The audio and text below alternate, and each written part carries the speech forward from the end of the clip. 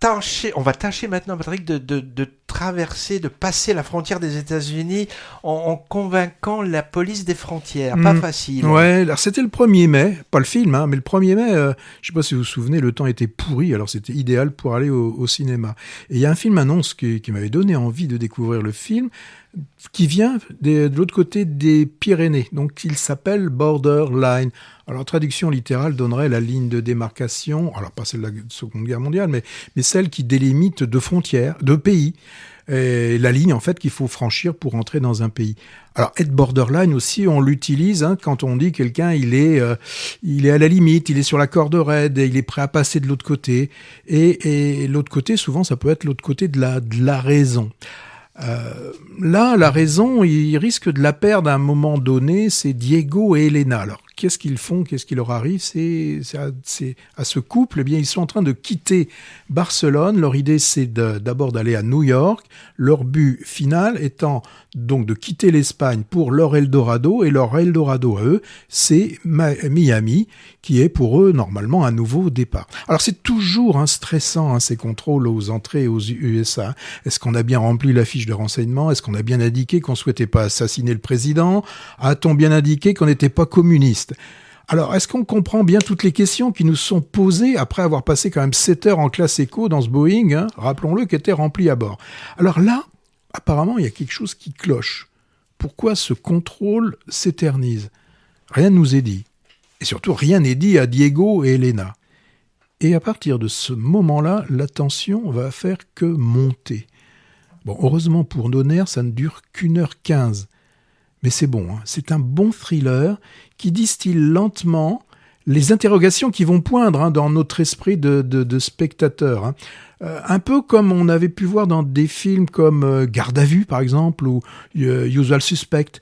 Et là, on va pas avoir un instant de répit dans ces face-à-face. Alors, et là aussi, ce qui a été intéressant dans le film, c'est que de nous proposer que le policier qui va mener l'entretien, ce policier, c'est une policière latino, ouais. Oui, latino, qui elle aussi, on l'apprend, il y a quelques années, a dû s'expliquer, argumenter pour être admise à entrer.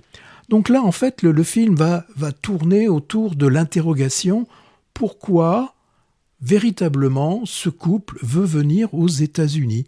Et donc, l'interrogatoire va porter sur leur motivation.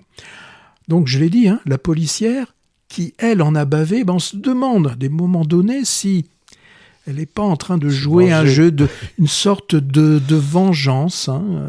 C'est intéressant. Alors, certains vont dire, et peut-être qu'Hervé le dira tout à l'heure, que c'est du théâtre filmé. Parce oui, que j'allais le dire. Donc, avec une succession de chants contre chants. Mais moi, quand c'est efficace, j'en redemande. Pensons au film, par exemple, Le Limier. Ouais. Le Limier est un grand film.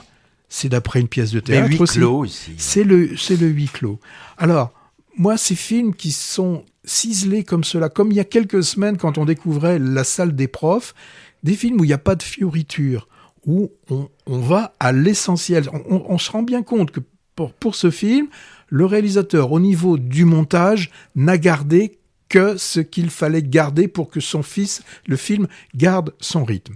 Donc pour moi, c'est un film d'une étincelante précision et que je vous conseille. Il faut savoir quand même que c'est un peu stressant quand même. Ouais. Angoissant, ce suspense avec deux existences suspendues à un bout de papier, donné ou pas, selon le bon vouloir d'agent de police des frontières de l'aéroport de New York. D'autant plus impressionnant pour moi, Patrick, car je me suis revu dans une situation identique, en plus light quand même.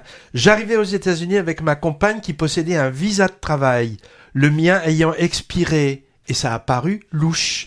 Donc, exfiltration, sans pouvoir communiquer à l'extérieur et attente. En plus, j'avais eu la mauvaise idée d'avoir dans mes bagages, comme souvenir de mon dernier passage aux États-Unis, un faux badge de conducteur de taxi, genre étoile de shérif.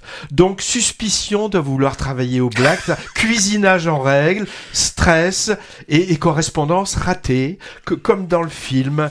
Film vraiment réussi, hein, avec peu de moyens, décor minimal, quoi. Il y a une salle d'attente et une salle où se déroulent les interrogatoires serrés et contradictoires, huis clos, et avec peu de personnages, ils sont tous très forts d'ailleurs, hein, les acteurs sont impressionnants. C'est l'intérêt et aussi la limite, hein, de ce thriller minimaliste, avec des plans, tu l'as dit, qui se bornent essentiellement à des alternances de chant contre chant entre les protagonistes et leurs inquisiteurs. Bon, comme le tout est très resserré dans le temps, ça passe finalement, car le côté théâtre filmé dure peu, avec une fin aussi pour le moins expéditive.